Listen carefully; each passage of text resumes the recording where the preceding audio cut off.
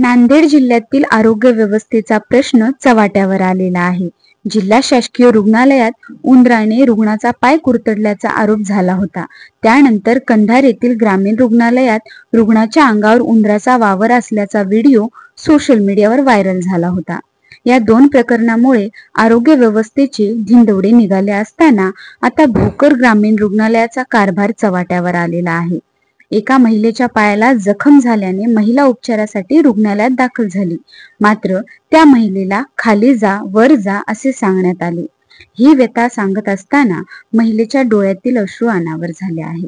तर याच रुग्णालयात उपचार घेत असलेल्या एका रुग्णाच्या हातावर मोठ्या प्रमाणात मच्छर चावा घेत असल्याचा व्हिडिओ सोशल मीडियावर व्हायरल झाला आहे.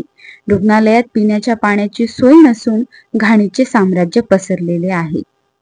AMK news Nanded.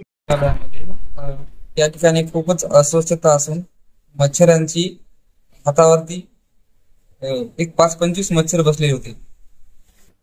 पहिलेच बिमार असून या ठिकाणी अस्वस्थतेमुळे मच्छर डासा चावून अधिक बिमार होण्याची शक्यता आहे.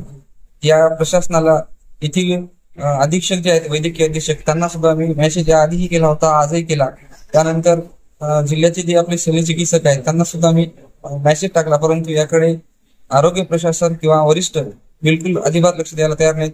आणि येथील जे स्टाफ आहे ते स्टाफ देखील रुग्णांची एक प्रकारे हेळसांड करत आहेत. त्याकडे लक्ष द्यायला सुद्धा कोणी तयार नाही. रुग्ण येऊन अर्धा तास बसतात. मला जवळपास 7 ते 8 उलट्या झाल्या होत्या, तरी अर्धा तास बसल्यानंतर उपचाराला सुरुवात झाली. माननीय पेळसकर साहेब माझे ओळखीचे असल्यामुळे त्यांनी तात्काळ मला बघितल्यावर घेतले, परंतु अगोदर इथले कुठलेही कर्मचारी किंवा नर्स वगैरे लक्ष द्यायला तयार नाही.